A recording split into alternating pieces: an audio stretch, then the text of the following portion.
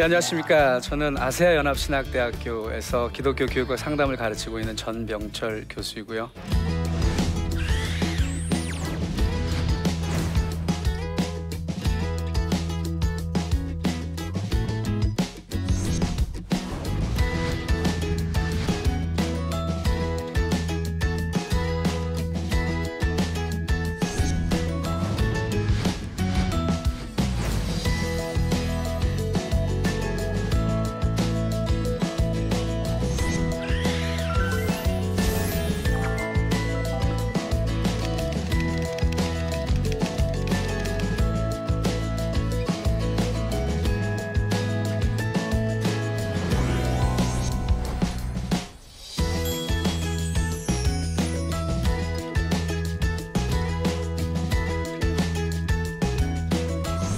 오늘 여러분과 미쳤다는 건 칭찬입니다 라고 하는 다소 좀 급진적인 개혁적인 제목을 가지고 이야기를 좀 나눠볼까 합니다.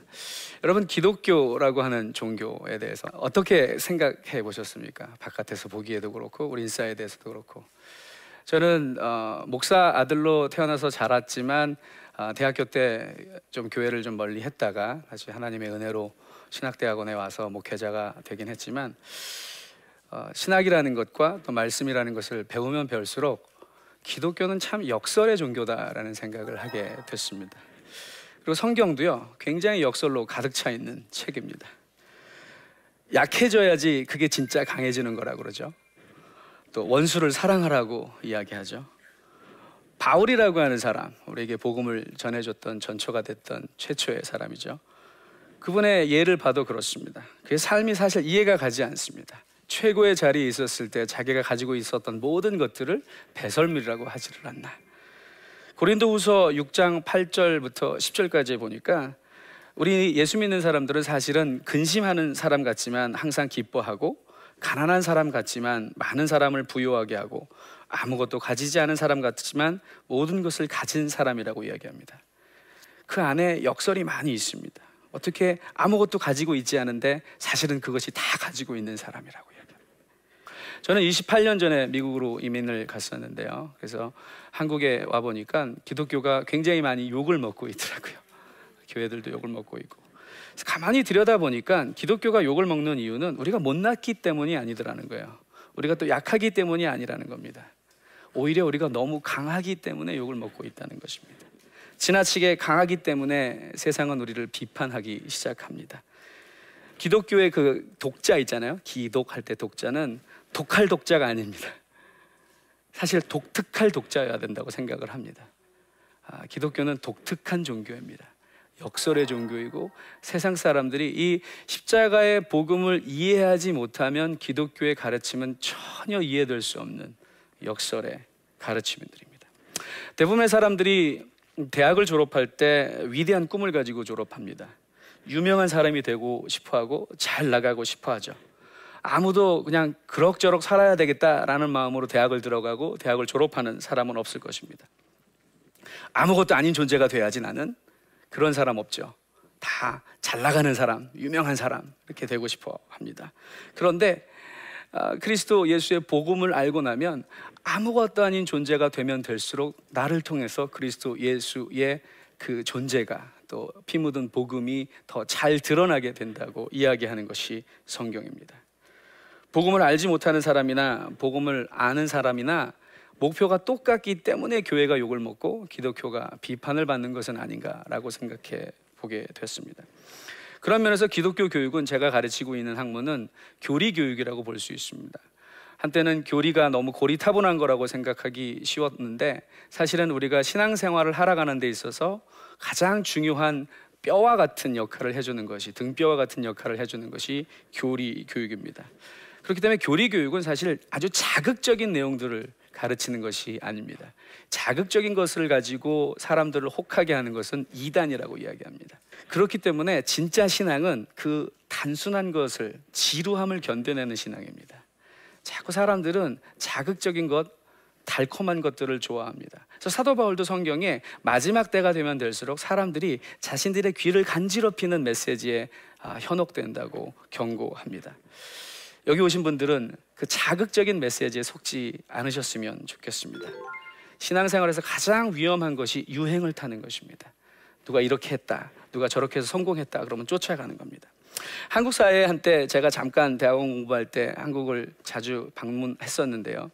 잠깐 2000년대 초반인가 왔을 때 한국 사회를 완전히 떠들썩하게 했던 책이 있었습니다. 그 책 중에 하나가 아침형 인간이라는 책입니다. 들어보셨죠?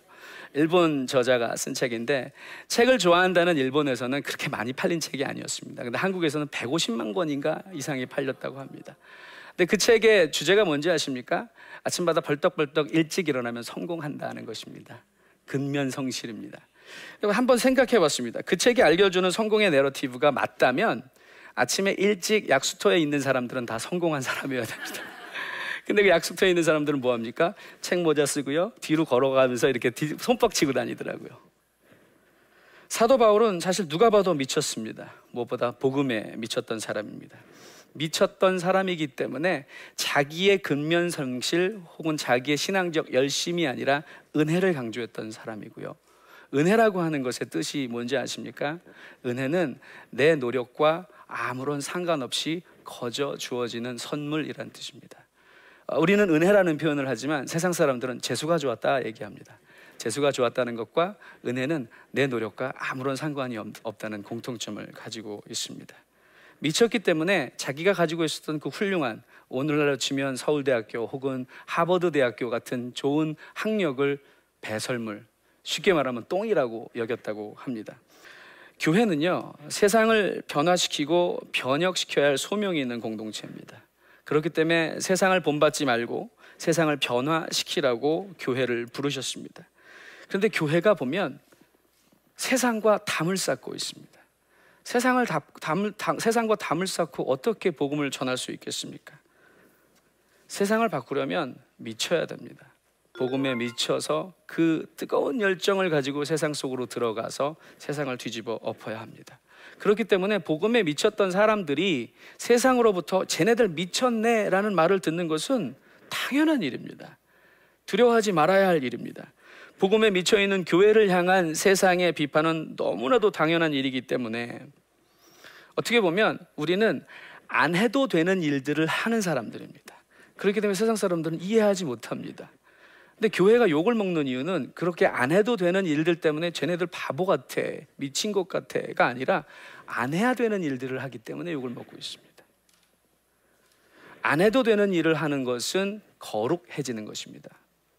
구별되는 것입니다. 내가 급하지만 다른 사람을 위해서 자리를 양보하는 일, 굳이 안 해도 되는 일입니다. 그런데 합니다.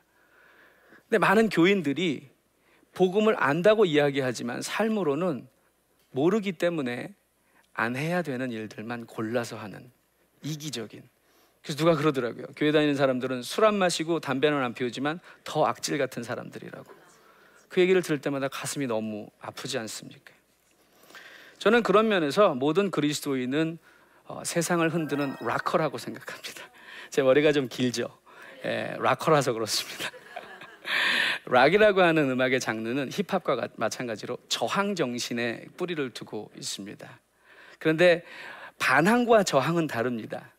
저항은요, 거슬러 올라가는 그냥 무조건적인 반항이 아니라 본래의 갈 길에서 벗어나지 않으려고 하는 몸부림입니다. 그래서 사도 바울이 로마서 12장 2절에 너희는 이 세대를 본받지 말고라고 했던 것이 저항 정신을 키우라고 했던 것입니다. 락커는 어떤 면에서 선동가입니다. 그런 면에서는 예수님도 락커셨습니다. 또 힙합 전사였습니다. 이렇게 힙합에서 하는 것처럼 모여서 이렇게. 근데 힙합에서는 디스라는 거 들어보셨어요? 사람을 서로 디스하잖아요. 근데 예수님께서는 절대 사람을 디스하시지 않았습니다. 잘못된 시대 정신을 디스하셨습니다. 너희는 눈에는 눈, 이에는 이라고 가르쳤고 배웠지만 나는 너희에게 다시 이야기하는데 원수를 사랑하라. 성경에 나오는 예수님의 모습은 어떻게 보면 세상 사람들이 생각하기에 미쳤다라고 말하기에 충분한 모습들입니다. 제가 같이 일했던 학교의 교수님 중에 레너드 스윗 교수님이라는 분이 계신데, 그분이 굉장히 많은 책들을 쓰셨는데 그분이 쓴 책 가운데 한 권은 한국말로도 번역이 되어 있습니다. 나를 미치게 하는 예수라는 책이 있습니다. 그 책에 보면 성경에 나와 있는 예수님이 미쳤다는 소리를 듣기에 충분하다고 하면서 리스트를 만들어냅니다.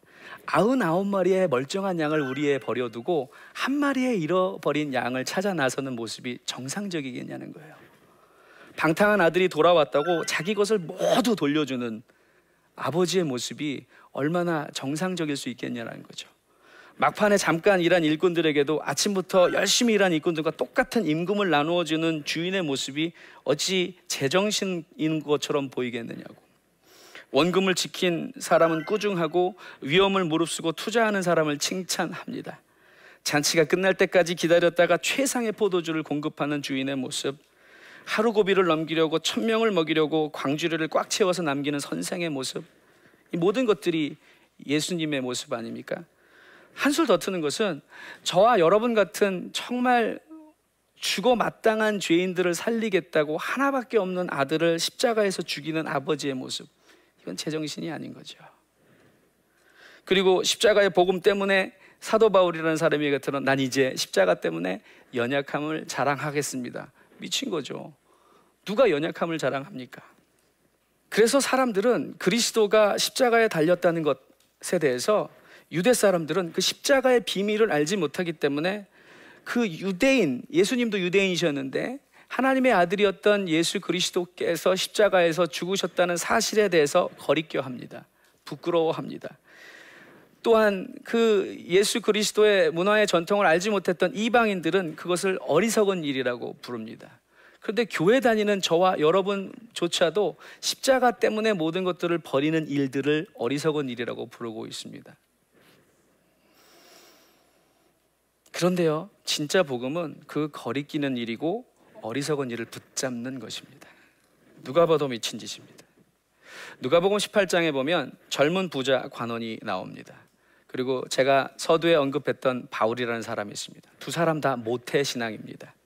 그러나 바울의 반응은 달랐습니다. 이 부자 관원은요, 나중에 성경을 읽어보시면 아시겠지만 예수님께서 너는 다 좋은데 한 가지 부족한 게 있으니 그 네가 가지고 있는 모든 것들을 다 팔아서 가난한 이웃들에게 나눠주고 나를 따르라. 그리하면 영원한 생명을 얻게 될 것이며 하늘의 보화가 너를 기다리고 있을 것이다. 그랬더니 누가복음 18장 23절에 그가 가진 것이 많은 고로 심히 근심하며 돌아간지라 라고 이야기합니다. 우리가 그렇게 예수님의 초대 앞에 심히 근심하는 자녀들을 키우고 있는지도 모릅니다. 가진 것이 너무 많기 때문에. 그런데 반대로 바울은요, 복음의 능력, 그 미치게 하는 능력을 맛보고 나더니 자기가 가지고 있는 것을 다 배설물이라고 합니다. 가지고 있는 것을 다 퍼서 이웃에게 나눠주기 시작합니다. 저는 기독교 교육뿐만 아니라 일반 교육도 그렇지만 눈을 떠주게 하는 일이라고 생각합니다.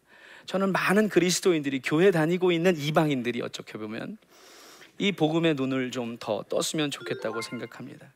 교회를 다녔지만 이전에 보지 못했던 것들, 발견하지 못했던 그 밭에 묻힌 보화를 발견하게 해주는 일이라고 생각합니다. 사도 바울의 모습을 다시 한번 돌아볼까요? 기이합니다. 미쳤습니다. 복음으로 새로운 눈을 뜨더니 완전히 미쳐버렸습니다. 사람들이 미쳤다는 소리를 할 만한 짓만 골라서 합니다. 제가 아까 기독교 교육이 Christian Education, 그래서 가끔 줄여서 CE라고 부릅니다.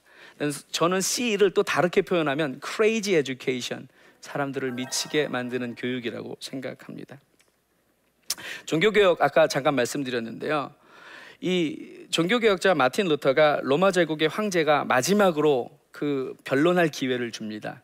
네가 이 모든 주장들을 거둬들이면 목숨만은 살려주겠다고. 그랬더니 그 사람이 이렇게 멋있는 말을 합니다. 당신들이 성경을 통해 논리적으로 내가 잘못되었음을 입증하지 못한다면 나는 철회할 수도 없으며 철회하지도 않을 것입니다. 나의 양심은 하나님의 말씀에 사로잡혀 있습니다. 양심에 거슬리는 것은 옳지도 안전하지도 않습니다. 이것이 내 입장입니다. 내가 할 수 있는 다른 건 아무것도 없습니다. 하나님이 나를 도와주십니다. 정말 제대로 미친 사람 모습 아닙니까? 자기의 목숨을 거두어 가겠다고 하는데도 말씀에 비추어서 할 수 없다면 난 절대로 그렇게 할 수 없다고 이야기하는 사람입니다. 복음에 미친 사람의 기준은요, 하나님의 말씀뿐입니다. 다수의 의견에 흔들리지 않기 때문에 미쳤다는 소리를 듣습니다. 많은 사람들이 정상적인 척하고 연기하는 이유는 사람들의 비판이 두렵기 때문입니다. 그런데 하나님의 말씀에 사로잡힌 사람들은 세상 사람들의 비판에 귀를 주지 않습니다. 모두가 예라고 말할 때 혼자만 노라고 해야 하는 일이 있습니다. 그것이 바로 사도 바울이 얘기했던 것처럼 이 세대를 본받지 않는 일입니다. 이렇게 미친 삶을 사는 데는요, 계속해서 저항이 있을 수밖에 없습니다. 그래서 신앙생활이 녹록하지 않습니다. 예수 믿은 지 오래가 돼도 그것은 똑같습니다. 사실 어떻게 보면 오래 믿으면 오래 믿을수록, 교회 다닌 지 오래 될수록 오히려 더 유혹의 크기는 더 커지기 마련입니다. 많은 사람들이 레리 앨리슨이라는 사람이 그렇습니다. 진짜 세상을 뒤집어 엎는 개혁을 하고 싶은가? 그렇다면 미쳤다는 미쳤다는 소리를 들을 각오를 해야 된다고 이야기합니다. 그렇게 치면 미쳤다는 건 욕이 아니라 칭찬일 수 있다는 것입니다. 저는 어떤 것에 미친다고 해서, 또 복음에 미쳤다고 해서, 성경도 그렇습니다. 우리가 성경을 또 오해합니다. 너무 극단적으로 다 버리고 그냥 공동생활, 그건 이단입니다. 우리는 여전히 세상 속에 살아가도록 부르심을 받았기 때문에, 우리가 잘 아는 마태복음 6장 33절에도 너희는 먼저 그의 나라와 그의 의를 구하라 라고 이야기하죠. 그래서 사람들이 다 포기하고 하나님의 나라, 그래서 교회에만 사는 것을 목적으로 삼는데 그렇지 않습니다. 너희는 먼저 그의 나라와 그의 의를 구하라고 얘기했지, 그의 나라와 그의 의만 구하라고 이야기하시지 않았습니다. 너희는 먼저 그의 나라와 그의 의를 구하면 이 모든 것들이 너희에게 더하시리라. 그럼에도 불구하고 사람들이 불만족하는 이유는 이 모든 것들은 우리의 필요지, 가장 필수적인 것들이지 우리가 원하는 사치스러운 것들을 채워주시겠다는 약속이 아니라는 것입니다. 우리는 많은 경우 신앙생활을 통해서 하나님과 거래를 틀려고 합니다. 내가 이렇게 포기하니까 하나님 나 더 큰 거 주셔야 됩니다. 그리고는 자기의 욕심이 채워지지 않으면 실망하고 하나님을 해고해버리고 다른 신을 찾아갑니다. 개혁의 메시지는 이처럼 굉장히 무서운 저항 세력들이 있을 수밖에 없습니다. 교회는 하나님을 향한 열심이 그 어떤 관심사보다 앞서야 된다고 저는 믿습니다. 복음에 미친 교회는 죄에 대한 깊은 자각과 깊은 회개, 그리고 예수 그리스도의 피를 통한 죄사함과 정결케 하심에 대한 감사, 그리고 하나님을 기쁘시게 하려는 깊은 열망에서 거룩함이 생겨나야 할, 그래서 그것이 자연스럽게 믿지 않는 이웃들을 향해서, 선교지를 향해서 사랑으로 표현되게 되는 것입니다. 저는 미친 사람들은 이렇게 산다고 세 가지로 생각합니다. 미친 사람들의 특징. 첫 번째는 우선순위가 바뀝니다. 무엇이 중요하다라고 하는 것을, 우리의 우선순위가 바뀌었기 때문에 너 미쳤어? 왜 그걸 먼저 해? 그렇죠? 과일을 사러 갔을 때도 과일 광주리에서 썩은 것만 먼저 골라서 사는 사람이 있더랍니다. 그래서 주인이 하루는 궁금해갖고 왜 그러냐고 그랬더니, 나 예수 믿는 사람인데 내가 이 썩은 것들을 사가야지 누군가 멀쩡한 걸 사가지 않겠느냐고. 미친 거죠. 우선순위가 그렇게 바뀌는 삶이 미친 사람의 특징입니다. 두 번째로, 미친 사람은 자기 힘으로 일하지 않습니다. 일하는 원천이 완전히 다릅니다. 정신병원에 가면 힘이 센 사람들이 많죠. 제정신이 아니기 때문입니다. 그리고 어머니가 자기 아이가 1톤 트럭에 깔려 들어가는 것을 보면 여자는 약하지만 어머니는 강하다고 미쳐버리는 거죠. 그 아이를 살리기 위해서 1톤 트럭도 드는 힘이 나온다고 합니다. 우리가 교회에서 무언가 섬기고 헌신할 때요, 우리 힘으로 하기 때문에 안 되는 것입니다. 오히려 우리 힘으로 하기 때문에 주변을 더 힘들게 만들 수 있습니다. 그런데 우리 안에 계신 성령님의 능력으로 그 일들을 감당할 때, 아니 복음에 미쳤기 때문에 그 미친 힘으로 감당할 때만 그 일들이 즐겁게 느껴질 수 있는 것입니다. 그렇게 열심히 일하면서도 지쳤음에도 불구하고 늘 기쁠 수 있는 비결, 그래서 사람들이 너 미쳤어? 내가 보기엔 너 미친 것 같아 라는 소리를 들을 수 있는 사람, 그 사람이 미친 사람의 삶의 방식입니다. 마지막으로, 걱정하지 않는 집중된 삶을 삽니다. 아까 잠깐 언급드렸던 마태복음 6장 30절에 보면은 너희는 무엇을 먹을까 무엇을 입을까 염려하지 말아라. 이것들은 다 이방인들이나 하는 것이다. 미치지 않은 사람들은 그런 것 염려하겠지만 너희들은 나에게 미쳐 있기 때문에 염려하지 말아라고 이야기합니다. 제 강의를 마치면서 정말 미친 선생님의 미친 가르침을 하나 소개하고 싶습니다. 여러분, 거창고등학교라는 학교를 혹시 들어보신 적 있으세요? 거창고등학교는 교장 선생님이 졸업할 때마다 학생들에게 직업 선택 10계명이라는 걸 알려준답니다. 제가 다 소개할 수는 없겠지만 몇 가지만 소개하고 마치겠습니다. 월급이 적은 쪽을 선택하라. 미친 거죠? 어떤 제정선인 선생님이 그렇게 가르치겠어요? 내가 원하는 곳이 아니라 너를 필요로 하는 곳으로 가라. 승진의 기회가 없는 곳으로 선택해라. 모든 조건이 갖추어진 것을 피하고 처음부터 시작해야 하는 황무지를 찾아가라. 다른 사람들이 앞을 다투어 가는 곳은 절대 가지 마라. 아무도 가지 않는 곳으로 가라. 장래성이 전혀 없다고 생각되는 곳으로 가라. 사회적 존경 같은 건 바라볼 수 없는 곳으로 가라. 한가운데가 아니라 가장자리로 가라. 또 하나 진짜 제가 되게 격하게 공감했던 것인데요, 부모나 아내나 약혼자가 결사 반대를 하는 곳이면 틀림없다, 의심하지 말고 가라. 왜? 엄마와 아내와 약혼자는요, 안정을 추구하는 사람들이거든요. 마지막으로, 왕관이 아니라 단두대가 기다리고 있는 곳으로 가라. 이것들은 제정신인 사람은 절대 할 수 없는 일입니다. 그 교장 선생님은 그 학생들에게, 졸업하는 학생들에게 너희들이 단단히 십자가 복음에 미쳐서 세상을 흔들고 뒤집어 엎는 개혁가들이 되라라고 주문하고 계신 것입니다.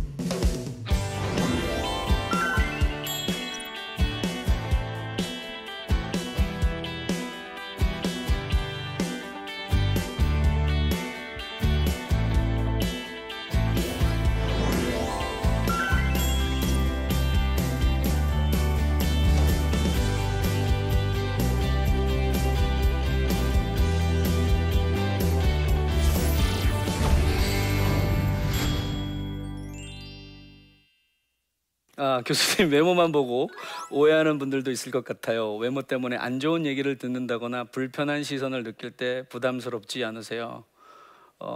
보시기 꼴보기 싫으세요?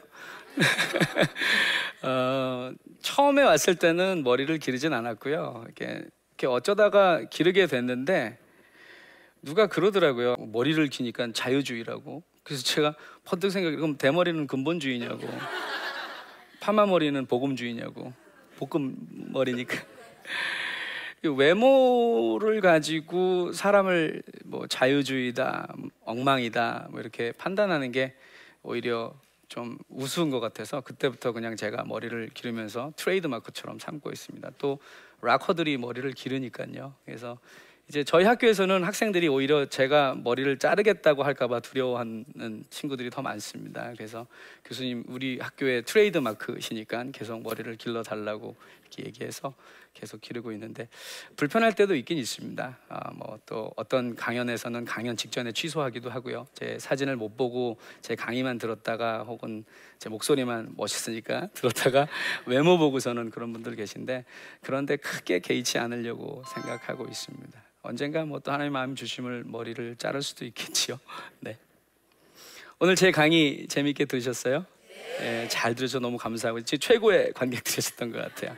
오늘 제 강의의 핵심은 그것입니다. 우리가 하나님께서 우리를 사랑하셨기 때문에, 요한복음 3장 16절에 보면 하나님이 세상을 이처럼 사랑하사, 영어 성경에 보면 For God so loved the world that He gave His only Son이라고 얘기합니다. 영어로 love라는 단어를 crazy로 바꿔도 말이 됩니다. 하나님께서 세상을 이처럼 미치도록 사랑하셔서 하나밖에 없는 독생자를 주셨으니, 하나님이 제정신이었으면 저와 여러분은 구원받지 못했습니다. 그래서 하나님께서 저에게 그렇게 말씀해 주시는 것 같아요. 내가 거룩하니 너희도 거룩하라. 내가 미쳤으니 너희도 미쳐라. 그래서 세상을 흔들고 변화시켜라. 강의 잘 들으셔서 너무 감사합니다.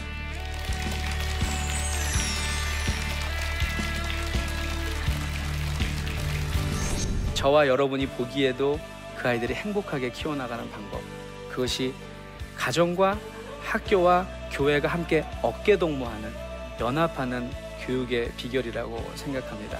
모쪼록 여러분이 속한 가정으로 돌아가셔서 그동안 아이들에게 이래라 저래라 라고 말씀하셨다면 이제부터는 그렇게 하시지 마시고, 학교와 교회와 가정을 통합할 수 있는, 함께 신앙 이야기도 하고 학교 이야기도 하고, 엄마한테 바라는 게 뭐니? 라고 좀 넌지시 물어보기도 하고, 이렇게 대화의 물꼬를 터가는 그런 그래서 우리 엄마가 우리 아빠가 세상에서 최고야, 짱이야라고 칭찬 듣는 부모님들이 되시기를 바랍니다.